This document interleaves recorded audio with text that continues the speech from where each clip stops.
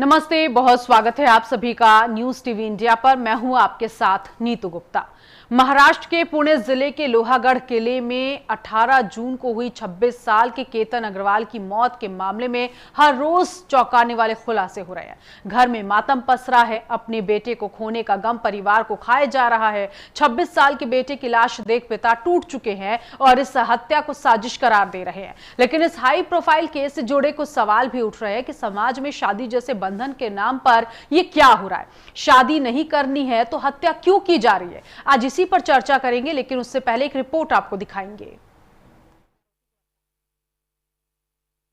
महाराष्ट्र के पुणे जिले के लोहागढ़ किले में बीती 18 जून को हुई 26 साल के ट्रैकर केतन अग्रवाल की मौत के मामले में हर रोज चौंकाने वाले खुलासे हो रहे हैं।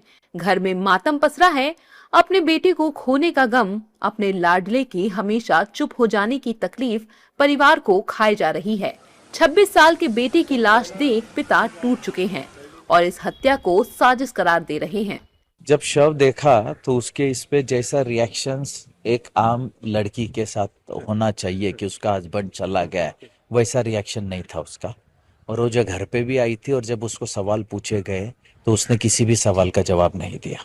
यही ना कि आप लोग वहां पे पहुंचे कैसे, इतने एज पे गए कैसे। केतन तो कभी जाता नहीं, और आपको बर्थडे सेलिब्रेशन करना था तो बीच में भी हो सकता था, इतना एज पे ही क्यों करना था। यही सवाल थे कि उस दिन ये जो घात हुआ है ये कैसे हुआ, क्योंकि वो तो उसको अपघात बता रही थी, तो वो समझने के लिए ही पूछ रही थी जनरल सवाल। लेकिन उसने एक भी सवाल का जवाब नहीं दिया। जब जवाब नहीं दिया तब वो शक बढ़ता गया। सर देखिए, वो तो अपना पक्ष कुछ भी बोलेगा, लेकिन ये बात तो वहां सिद्ध हो गई है, उसके प्रूफ से सारे एविडेंस तो झूठ नहीं बोलेंगे उसके कितने भी बोलने से। सारे एविडेंस है उसके वहां जाने के, किस पे गया, कहाँ गया, ऊपर कहाँ खड़ा था, बहुत सारे प्रूफ्स है उसके। सर अगर वो इस पूरे इन्वेस्टिगेशन में दोषी होंगे तो उनको भी वो सजा मिलनी ही चाहिए। केतन के पिता को तो आपने सुना, लेकिन अब आप उस शख्स को सुनिए जिसने सबसे पहले केतन की लाश देखी और रेस्क्यू किया। 12:30 बजे तक ये ऑपरेशन चला और 12:30 बजे ये मतलब हमने बॉडी पुलिस केस में दे दी, हैंडओवर की। 250 फीट से ज्यादा थी हाइट, वो जो जहाँ से गिरा था क्लिप पे, और सिर पे बहुत बड़ी चोट थी, सिर पूरा आधा दबा हुआ था, और हाथ पैर पे भी बहुत बड़ी बड़ी निशानी थी। ज्यादा चैलेंजिंग नहीं था, लेकिन पहाड़ था, जंगल था, और थोड़ा चढ़न पे चढ़ के फिर नीचे लाने के टाइम पे डीप स्लोप था, तो उसमें लाने में थोड़ी दिक्कत आई। बहरहाल केतन के घर में सन्नाटा पसरा है। दोनों आरोपी जेल में हैं और मामला कोर्ट में है। लेकिन केतन की हत्या ने आज पूरे देश को हैरान कर दिया है। साथ ही सवाल खड़ा कर दिया है कि आखिर इस तरह की घटनाओं से कब तक निर्दोष परिवार सजा काटते रहेंगे।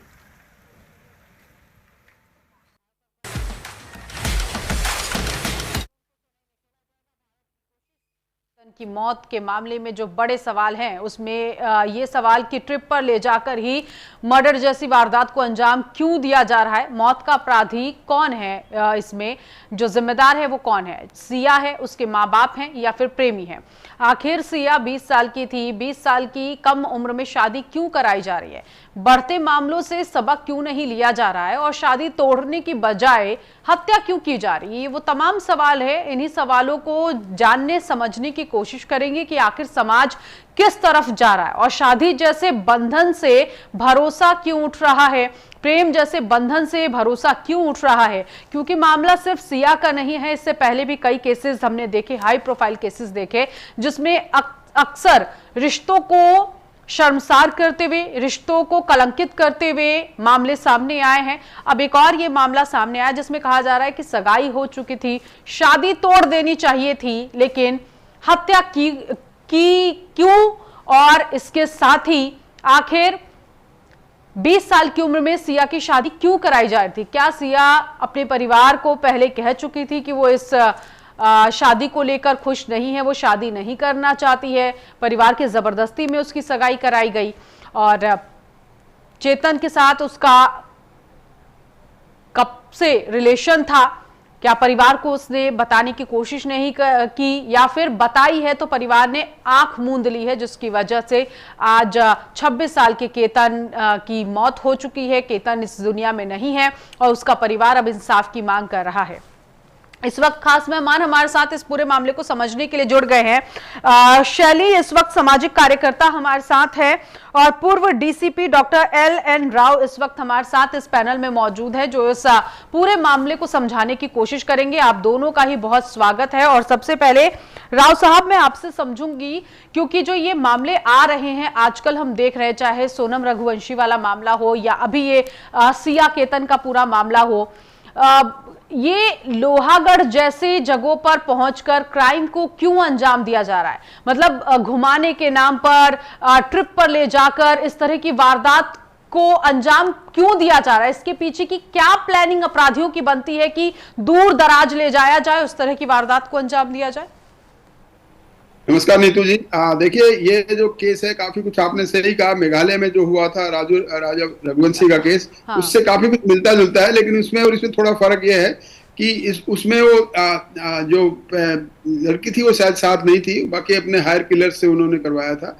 इसमें साथ लड़की भी गई है, उसका पैरामोर जो उसका नहीं सर, उसमें भी लड़की साथ में थी, शादी हो चुकी थी, हनीमून पर गए थे और फिर वारदात को अंजाम दिया था। यस यस यस, हाँ, साथ में हनीमून पे गई थी। यस, बट वो मारने के टाइम पे वहां पर थी शायद, ये ऐसा नहीं था, लेकिन फिर भी इसमें तो पर्टिकुलरली यही लग रहा है कि लोहागढ़ किले में ये तीनों गए, और जैसे इसके पिताजी की बात है कि लोहागढ़ किले में ही क्या उन्होंने जाना था, जरूरी क्या समझा, ये वजह। और दूसरी बात, उसका जो हाव भाव, यानी कि उसके घर पे आने के बाद कोई सही सेटिस्फैक्टरी जवाब नहीं देना, इससे फिर डाउट हुआ उनके घर वालों को, और ये सारे फिर पुलिस में इन्वेस्टिगेशन के लिए कहा गया, और पुलिस ने बड़ा ही, मैं समझता हूँ, समझदारी से इसकी इन्वेस्टिगेशन, नो डाउट इसमें टाइम लगा, इसमें कोई दो राय नहीं, टाइम लगता है अच्छी इन्वेस्टिगेशन करने के लिए। सर, मेरा सवाल ये है, क्योंकि आप पुलिस ऑफिसर रहे हैं, डीसीपी रहे हैं, मुझे बताइएगा, इस तरह का जो क्राइम कोई भी करता है, मैं सिर्फ एक पर्टिकुलर ये 2-4 जो इस वक्त क्राइम हुए हैं इनको लेकर नहीं पूछ रही हूँ, क्योंकि इन सभी क्राइम में सिनेरियो सर लगभग एक जैसा है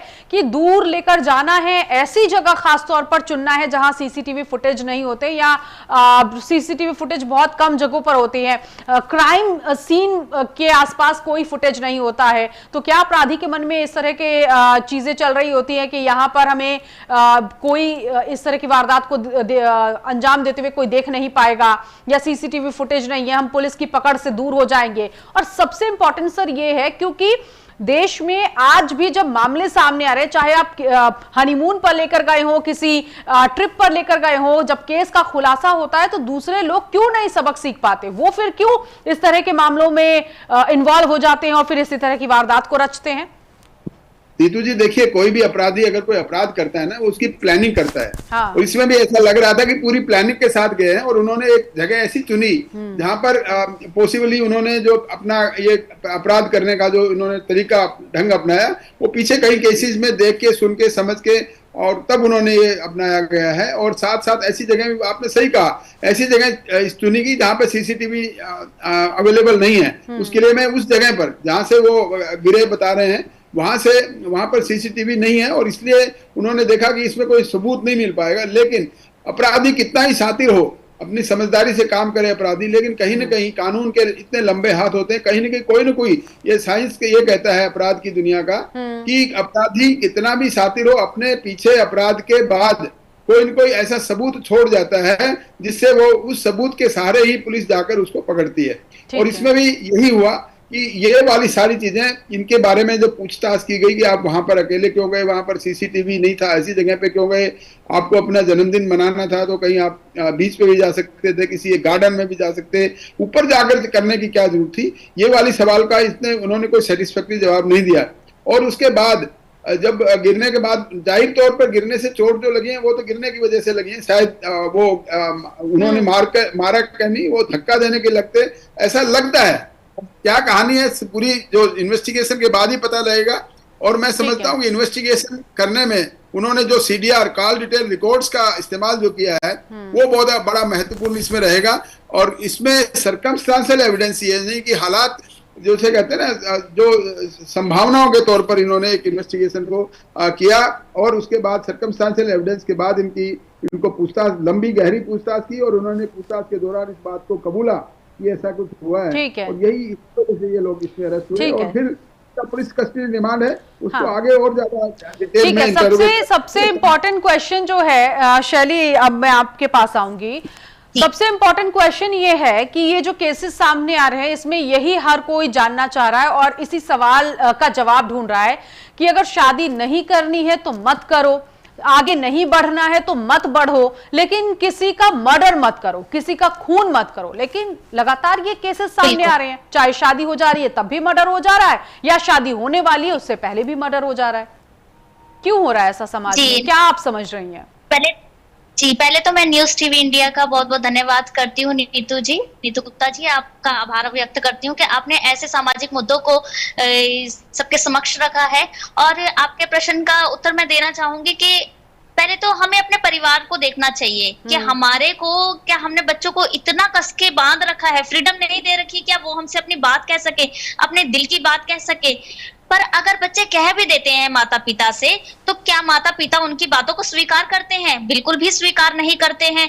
वो चकाचौंध में, दुनिया की चकाचौंध में इतना खोए पड़े हैं, इतना डूबे पड़े हैं कि भाई हमारे को तो हमारा इससे स्टेटस हाई हो जाएगा। शादी हमारे लिए एक स्टेटस का एक मुद्दा बन गया है कि हमारा स्टेटस हाई होना चाहिए। गरीब से गरीब परिवार भी अपने से ऊपर जो ऊंचे परिवार में शादी करना चाहता है अपनी बेटियों की या अपने बच्चों की, ताकि हमारा जो एक भविष्य है वो सिक्योर हो जाए। परंतु जो हमारी युवा पीढ़ी है, क्या हम उनकी गलतियों को पर्दा डाल रहे हैं? क्या अपनी बिगड़ी हुई औलादों को शादी का एक रास्ता दिखाकर ये हम उनको सुधार केंद्र में भेज रहे हैं? इसके कारण से कितने निर्दोष की जाने जा रही हैं। नहीं तो आपको क्या लगता है कि जो ये केस हुआ है इसमें जिम्मेदार कौन है? ये लड़की जिम्मेदार है, इसका प्रेमी जिम्मेदार है या माँ बाप जिम्मेदार हैं? देखिए, पहले तो मैं सिया के दिमाग में ऐसी बातें आई क्यों, ये सोचने की बात है। क्या वो अपने माता पिता से कह नहीं पाई? वो इतने खुले कल्चर में रहने वाली लड़की, क्या उसने अपने माता पिता को नहीं बताया होगा? मैं नहीं मानती कि उसने अपने माता पिता को नहीं बताया होगा। उसके माता पिता 20 साल की उम्र में, जब लड़की एक करियर बनाने की उम्र में आजाद घूमना चाहती है, खाना पीना, आज के टाइम में लड़की फ्रीडम चाहती है, उसमें आप उसको शादी के बंधन में क्यों बांध रहे हैं? क्योंकि उन्होंने देखा एक ऊंचा परिवार है, हमारे स्टेटस का परिवार है, हम सालों से इन्हें जानते हैं, ये लड़का शादी कहीं और हो जाएगी तो हमारे हाथ से ये जो एटीएम कार्ड हमारे लिए एक फिक्स इनकम, हमारे लिए एक फिक्स जो स्रोत है पैसे की, वो निकल जाएगा, चाहे वो बेशुमार कितने अमीर क्यों ना हो। पर फिर भी वो चाहते हैं कि हमारी बेटी और हमारा परिवार तो एक अमीर परिवार में ही जाना चाहेगा, और ये नहीं देखते कि वो परिवार में लड़की खुश भी होगी या नहीं, उसकी पसंद का है या नहीं है। तो इसमें मैं सबसे पहले तो माता पिता की कमी मानती हूँ कि उन्होंने अपनी बच्ची की बात को और उसके दिल के हाल को नहीं जाना। और माता पिता होकर भी वो अगर अपने बच्चे के दिल का हाल नहीं जान सकते तो मुझे लगता है कि माता पिता फिर वो किस बात के। अगर मेरे बच्चे को कोई चीज चाहिए, अगर एक कपड़ा तक चाहिए, एक खिलौना चाहिए, तब तक मैं उसके लिए वो भी अरेंज कर देती हूँ। क्या अगर उसको जीवन साथी चुनने का अधिकार हम नहीं देते? हम उन्हें देते ही नहीं। और अगर वो अपने दिल की बात कहते हैं फिर भी हम उनके ऊपर बंद कर देते हैं उनको कि नहीं, सीधा नो। ये चीजें हमें बदलने की आवश्यकता है। हमारे को अपने परिवारों को तभी हमारे, देखिए शादी आज के समय में देखिए लड़कियां करना ही नहीं चाहती, क्योंकि हम लोगों के पेरेंट्स का कल्चर अभी तक ऐसा ही रहा है कि मेरे बच्चे अगर हम जहां पर भेज रहे हैं वहां पर हम सिक्योरिटी उसकी देख रहे हैं। सिर्फ यहाँ बात अमीर और गरीब की भी नहीं है। शायद इस केस में परिवार ने सोचा अच्छा खासा परिवार है, अच्छा घराना है, हमारी बच्ची का भविष्य अच्छा रहेगा, और ये हर परिवार सोचता है। लेकिन यहाँ पर क्या जो लड़की के माता पिता है उन्होंने लड़की की बातों को इग्नोर किया, क्योंकि किसी के मम्मी पापा ये नहीं सोचेंगे कि मेरा बच्चा जो है अपराधी निकलेगा, मेरा बच्चा इतना बड़ा अपराध कर चुका होगा। तो हर पेरेंट्स को लेकर मैं जानना चाहूंगी कि पेरेंट्स अपने बच्चों का नर्चर शुरू से कैसे करे कि बच्चा अपने पेरेंट्स को फ्रेंड समझे, अपनी अच्छी भी बात, अपनी खराब बातें भी वो पेरेंट्स को बेझिझक बता सके। जी बिल्कुल। पहले तो हम अपने बच्चों को देखिए, हम कहें कि हमारे पुराने जमाने में माता पिता बड़े संयम रखते थे, बड़ा डरा के रखते थे, हर तरीके से कहे कि उनको एक सिक्योर लाइफ भी देते थे। पर अब जमाना बदल चुका है। अब बच्चे बाहर निकलते हैं, दुनिया ठीक है। बहुत तेजी कुल से आगे मिलाकर जा रही है। आपका तो कहने अगर का हमारे मतलब है बच्चे और जमाना हमारा बदल दुनिया चुका आगे है, तेजी से जा रही है। माता पिता को भी अपनी सोच में बदलाव लाना चाहिए जमाने के हिसाब से। ठीक है, मैं आती हूँ। बदलाव लाने की आवश्यकता है। ठीक है राव साहब, एक चीज और, ऐसी हिम्मत कहां से आती है? क्योंकि मैं कई केस स्टडी कर रही थी, उसमें देखा जा रहा है कि एक केस इस तरह का हो चुका है, बहुत लाइमलाइट में केस रहा है, कैसे अपराध को अंजाम दिया, कैसे सलाखों के पीछे अपराधी पहुंचा, लेकिन ये हिम्मत लोगों को क्यों आ रही है? क्या वो मान चुके हैं कि भले ही केस सामने आ जाता है, जेल जाना पड़ता है, बेल हो जाती है और कुछ वक्त बाद, कुछ सालों बाद रिहाई हो जाएगी, तो ठीक है वारदात को अंजाम दे दिया जाए, हम भी छूट जाएंगे? नीतू जी, कहीं ना कहीं ये बात लगती है, जो अपराध करता है उस आदमी को, वो अपना अंजाम तो उसको पता है कि कहीं ना कहीं पकड़ा जाएगा, कि कानून के हाथ बड़े लंबे होते हैं। वो कभी तो ये समझते हैं कि हम पकड़े, लेकिन वारदात के वक्त उसके अंदर एक नशा होता है कि मुझे वो टारगेट पूरा करना है, जिसको लेकर मैंने पूरी प्लानिंग बनाई है। जी हाँ, उस प्लानिंग से वो ऐसा अपराध करते हैं। उनको हाँ। ऐसा लगता है कि हम, पहली बात तो यह है कि वो समझते हैं हम पकड़े नहीं जाएंगे, और वृष्ट टू वृष्ट अगर वो पकड़े भी गए, उसके बाद वो ये समझते हैं कि कोई ना कोई मामले में हम अपनी जमानतें करा लेंगे, और उसके बाद हम फिर क्योंकि केस बड़े लंबे चलते हैं, और जितने लंबा केस चलेगा उसमें इस केसेज में उसके एक्विटल होने के, यानी कि बरी होने के चांसेस बहुत ज्यादा होते हैं। कहीं ना कहीं वो गवाहों को बैठा लेंगे, या कुछ और बात कर लेंगे, या कुछ ऐसा कोई कर लेंगे कि वो डिले कर देंगे ट्रायल में, तो वो बच जाते हैं। तो वो इसी प्रकार से हमारे देश में जो जुडिशरी में मामलों में लंबित होने की जो बात है, ट्रायल में इतना लंबा हो जाता है और उसमें जजमेंट बड़े कई सालों बाद आते हैं, इसका फायदा उठाते हैं अपराधी, और ये समझते हैं कि हम पैसे के बलबूते पर हम सब कुछ कर लेंगे। लेकिन क्योंकि कानून के हाथ बड़े लंबे हैं, और नहीं तो फिर कानून को भी सोचना पड़ेगा ना सर इस हिसाब से। यस, मैं वहीं पे आ रहा हूँ। तो वो अपने आप में, दूसरी बात, ऐसे जो केसेज होते हैं उसमें आदमी का दिमाग है वो कहीं ये समझता है कि ये जिसे कहते हैं अंधापन आ जाता है इसमें, सोचने समझने की, ऐसा इसमें इस प्रकार से लिप्त हो जाते हैं कि हम ये काम करके ही रहेंगे, और ये डिटरमाइन कर लेते हैं कि हमने ये काम करना ही करना है, और इस वजह से फिर वो ऐसे अपराध को अंजाम देते हैं और फिर बाद में पकड़े जाते हैं। तो देखिए इस केस में क्या होगा, एक आदमी की जान चली गई, ये दोनों कुछ साल जेल में रहेंगे, और अगर अच्छा एविडेंस ट्रायल में आ गया तो इन दोनों को सजा भी हो सकती है, दोनों बातें हैं। तो ये 3 आदमियों का परिवार खत्म हो गया ना। लेकिन ये बात ये सोचते नहीं, अपराधी जब अपराध करता है और उसके बाद वो अगर अंजाम को भी सोच के चले कि अगर इस केस में सजा होगी, कि मर्डर जैसे अपराध में कम से कम तो उम्र कैद है ही है, फांसी भी हो सकती है, अगर rarest of the rare case शामिल हो जाए तो उसमें फांसी भी हो सकती है। लेकिन इसमें डिपेंड करता है ट्रायल में कितनी। लेकिन कुल मिलाकर सर अगर आप 10 केस की बात करें जिसमें आपने rare of the rarest case लगाया है, 10 केस में से मुश्किल से 2 केसेस होंगे जिसमें बहुत हार्डकोर उन्हें पनिशमेंट मिलती है, अदरवाइज जो बाकी 8 केसेस होते हैं उसमें कुछ वक्त जेल, सलाखें और फिर उसके बाद अपराधी छूट जाता है। तो इस तरह के अपराध करने वाले लोगों के मन में अक्सर यही आता है कि बाय चांस अगर हम फंसते भी हैं, जेल भी होती है, सबूत भी मिल जाते हैं, तो कुछ वक्त बाद हम बरी हो ही जाएंगे। और जिस तरह से आपने कहा कि पैसों के दम पर भी, तो यहाँ तो कानून व्यवस्था को अब कुछ नियम कायदे, क्योंकि जब यहाँ शैली जी कह रही थी कि जमाना बदल गया है तो परिवार को भी बदलने की जरूरत है, तो कानून व्यवस्था को भी अब और ज्यादा अपने नियम कायदों को बदलने की जरूरत है फिर तो। डेफिनेटली हमारे सिस्टम को बदलने की जरूरत है। ठीक है। कानून जैसे अभी हमारे नए कानून आए उसमें त्वरित इन्वेस्टिगेशन का, त्वरित यानी कि फास्ट इन्वेस्टिगेशन, फास्ट ट्रायल का प्रावधान तो है, लेकिन फिर भी हमारे देश में केसेस की इतनी ज्यादा लंबी फेरिस्त है, इतने ज्यादा केसेस हैं, जुडिशरी के जुडिशियल ऑफिसर्स कम हैं, उनको इतने ज्यादा प्रेशर रहता है केसेस की ट्रायल करने में, और वो सिस्टम बहुत स्लो है, बहुत लचर है, इसीलिए इस तरह के अपराध बढ़ते जा रहे हैं। और फिर जब मैं आपकी बात सुन रही हूं तो इसमें कोई दो राय नहीं कि इस तरह के अपराध आगे नहीं होंगे। लेकिन शैली जी, 20 साल की उम्र, क्योंकि हम कहते हैं टीनेजर्स जो होते हैं उनका ब्रेन वॉश करना बहुत आसान होता है, लेकिन अब तो 20 से 30 साल की उम्र का भी अगर कोई है तो उसका भी ब्रेन वॉश करना बहुत आसान होता है इन सब मामलों में। तो आपको लगता है कि जैसे सिया जैसी लड़की है, इनको बहुत बहला फुसलाकर जो इसके साथ का लड़का होगा कि आगे हमारी लाइफ शुरू होगी अगर हम रास्ते से केतन को हटा देते हैं, तो आप मानती हैं कि इन उम्र के लोगों का भी ब्रेन वॉश करना बहुत आसान है? नीतू गुप्ता जी, देखिए मैं आपसे ये कहना चाहूंगी कि ब्रेन वॉश कर दिया प्यार के मामले में मैं नहीं मानती। प्यार अपने आप में ही एक ऐसी बड़ी ताकत होती है कि जिसके दम पर हम एक बड़े-बड़े फैसले लेते हैं। अब हाँ, तो देखिए शायद उन्होंने मैम कहा प्यार है के दम पर ही साजिश लोगों तैयार ने कर ली। ये वारदात को अंजाम दिया, इस क्राइम को अंजाम दिया। लोग कहते हैं कि जब प्यार हावी होता है तो कुछ नहीं दिखता। बिल्कुल। कहा जाता है कि सब कुछ इश्क और प्यार और जंग में सब कुछ जायज है। आप देखिए जो इश्क के इन्होंने एक परवान पे चढ़े और उसके बाद एक बच्चे की हत्या कर दी।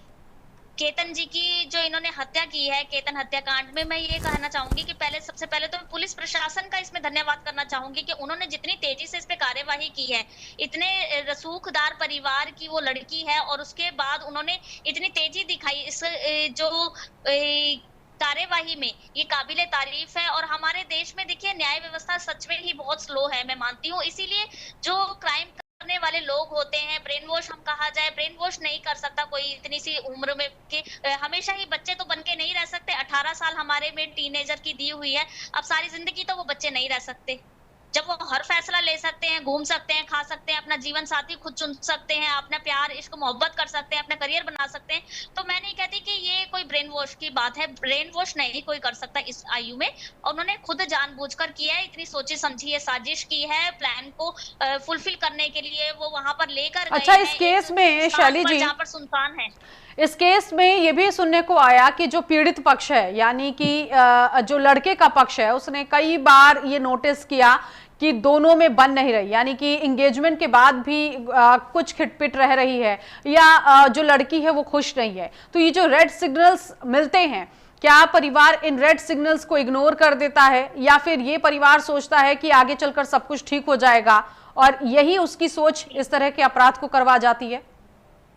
जी नीतू जी, देखिए कोई भी एक व्यक्ति पहला क्राइम नहीं करता है। वो पहले एक बार ट्राई करता है, फिर उसके बाद ट्राई करता है, उसके बाद वो ट्राई करता है। वो कहे कि मैं किसी से नफरत करती हूँ या मैं उससे शादी नहीं करना चाहती और मैं सीधा उसको जान से मार दूंगी, ऐसा नहीं होता है। वो कई बार ट्राई करने के बाद उसमें हिम्मत आती है। पर जब वो रेड सिग्नल्स उनको मिल रहे थे तब भी उन्होंने इग्नोर किया। ये सबसे ज्यादा कमी हमारे जो, वही मैं कहूँ ना कि हो जाएगा, सुधर जाएगा, ठीक हो जाएगा, परिवार में बन नहीं रही है, कोई बात नहीं। शुरुआत में तो ऐसा होता ही है। ये हमारे ही संस्कार हमने अपने बच्चों को दिए हैं और यही बोलकर उसके माता पिता ने भी उस बेटे को शांत कराया होगा। उसके ऊपर पहले भी वो दोनों अटैक कर चुके थे। वो जो हम कहें कि सिया गोयल है, उसने पहले भी अटैक किया, पर उसने, केतन ने उसको इग्नोर किया। उसके बाद वो दूसरी बारी उसने अंजाम दिया। अगर केतन उसी टाइम सतर्क हो जाता, सावधान हो जाता, तो आज वो जिंदा होता, हम सभी के बीच में होता।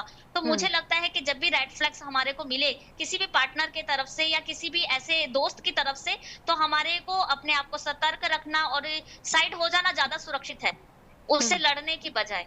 और अगर वो साइड पे हो जाते तो मुझे लगता है केतन अब बचा रहता, कुछ ना होता।